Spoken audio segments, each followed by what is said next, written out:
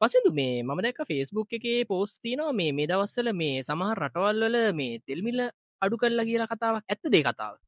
මෙහෙමයි ඉතින් ඔස්ට්‍රියාවයි ස්පේන් වලයි නම් සත ගණන් වලින් අඩු කරලා තිබ්බා. හැබැයි ඉතින් ඇත්තටම යුද්ධයක් එනකොට තෙල් මිලදී ගන්නනේ බැරි වෙන්නේ. ඔතන තියෙන ප්‍රශ්නේ ඒකනේ. මොන රටට කොච්චර සල්ලි තිබ්බත් මිලදී ගන්න බොර තෙල් නැත්තම් ඒගොල්ලන්ට තෙල් මිලදී ගන්න බෑ.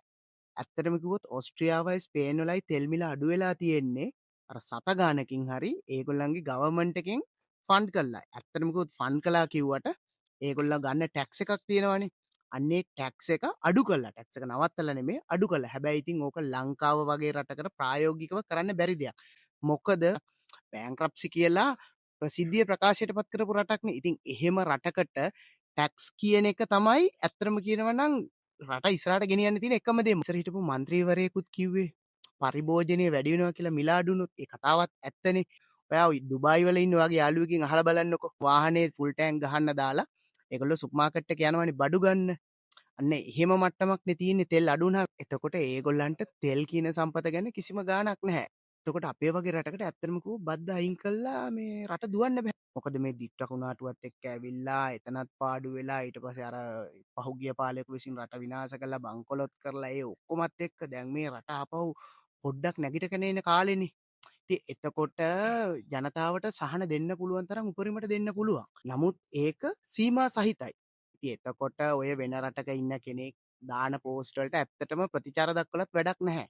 මොකද ඒගොල්ලන්ට අවබෝධයක් නැහැ. ඒගොල්ලෝ ඒ රටේ මට්ටම ගැන හිතාගෙන කියන්නේ. හැබැයි ඒගොල්ලෝ දන්නේ නැහැ. ඒගොල්ලෝ මේ රටේ ඉන්නකොට මේ රට තිබ්බ මට්ටම කොකද කියන එක ඒගොල්ලන්ට අමතක වෙනවා. ඔයා හොඳට බලන්නකෝ දැන් ඔය ඇමරිකාවත් යුද්ධ කරනවානේ. ඒගොල්ලන්ට තෙල් සංචිත තියෙනවත් එක්කනේ. ඒගොල්ලන්ට තෙල් තියෙනවා. ඒ වගේම ඒගොල්ලන්ට තෙල් තියෙන රටවල් සපෝට් කරනවා. එහෙම තිබිලත් ඒගොල්ලන්ගේ තෙල් මිල වැඩිනේ. ඔයා බලන්න යුරෝප් වල, ඒෂියාවල ඔය හැම තැනකම තෙල් මිල වැඩි වෙලානේ තියෙන්නේ. දැන් අර මට මතකයි එක වීඩියෝ එකක් තිබ්බා වෙන රටවල තෙල් පෝලිම් නැහැ ලංකාවේ විතරයි කියලා. අන්න ඕස්ට්‍රේලියාවෙත් තියෙනවලු තෙල් පෝලි. ඉතින් අන්න ඒකයි. එතකොට හැම රටක්ම සම්පත සීමිත වෙනකොට ඒක මිලදී ගන්න ප්‍රමාණය පිරිස වැඩි වෙනවා. මොකද මේක නැති වුණොත් ඊළඟට මොකද්ද කියලා මිනිසුන්ගේ ආකල්පයක් එනවනේ.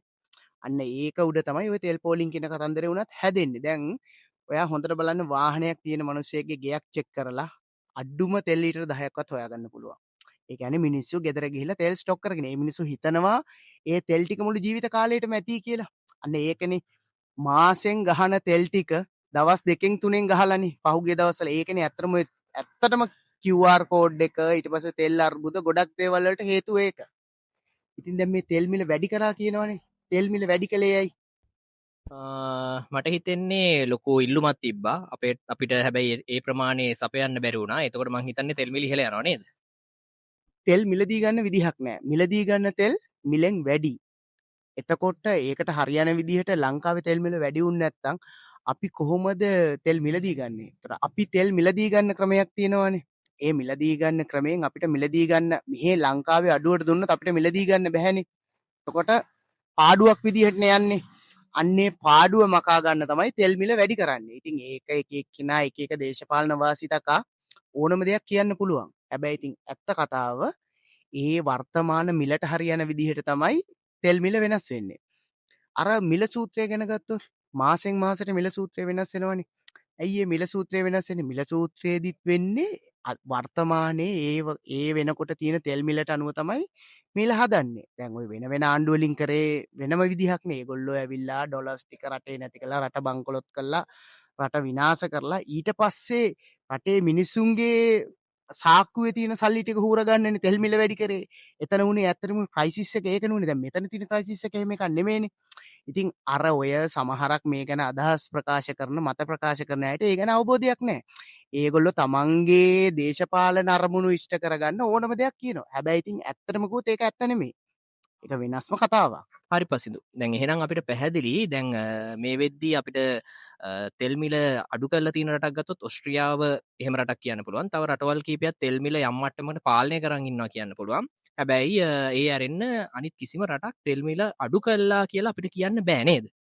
ඔව් දැන් ඔය තෙල් මිල පාලනය කරගෙන යන එකේදීත් කියන්නේ ගවර්න්මන්ට් එකෙන් ෆන්ඩ් කරනවනේ. ෆන්ඩ් කළා ඒ වෙන පාඩුව ගවර්න්මන්ට් එකෙන් පියවනවා. දැන් අපේ රටේ මේ තියෙන ආර්ථික අර්බුදයත් එක්ක ඇත්තට මේ වැඩේ කරන්න බෑ. ඉතින් එතකොට ඉතින් මම දකින විදිහට මම වැරදි ඇති මේ රජයට කරන්න පුළුවන් උපරිම වෙන්නේ නැති මේ කරන්නේ. මොකද ඇත්තටම කියනවා නම් පහුගිය රජයන් වගේ මේ අය ගසා කන්නේ නෑ. ඒක ඉතින් අස්පනා අපිට පේන දෙයක්නේ. එහෙනම් ඉතින් පැහැදිලි තෙල් මිල අපිට මීට වඩා අඩු කරන්න විදියක් නැහැ. ගවර්න්මන්ට් එකෙන් පුළුවන් තරම් දෙයක් කරලා තිනවා මේ වෙනුවෙන්. ඉතින් යුද්ධය ඉවර වෙනකන් අපිට ඇත්තටම මේකට මූණ දෙන්න වෙනවා කියන එක පැහැදිලි. ඔව් ඇත්තටම ඉතින් යුද්ධය ඉවරනකම් කොහොමත් මේ කට්ට කන්න වෙනවා. මොකද හේතුව ඇත්තටම අපිට තෙල් නිදි තියෙනවා නම් කිසි ප්‍රශ්නයක් නැහැ. ඉතින් තෙල් නිදි අපිට නැහැනේ. ඒතර ඔක්කොම ගෙන්නන්න ඕනේ. ඔය සමුද්‍ර සංධිවල ප්‍රශ්නයි. ඔය ඔක්කොමත් එක්ක ඉන්දියාවෙත් තියෙන ප්‍රශ්නත් එක්ක දේශපාලන අර්බුදත් එක්ක ඉතින් ඇත්තටම අපිට ඉතින් වෙන විසඳුමක් නැහැ. ඒක ඉතින් රටේ මිනිස්සු තේරුම් අරන් තියෙනවා. නමුත් ඒ සමහරක් කොටස් ඒවා තේරුම් අරගෙන නැහැ. ඕක තමයි ඉතින් ගැටලුව. ඉතින් අපිට මේ වෙනුවෙන් කරන්න තියෙන රටක් විදිහට මේ தත්ත්වය තේරුම් ගන්න එක, රටක් විදිහට ඉදිරියට යන එක. හරියට හරි. ඒක තමයි කරන්න තියෙන්නේ.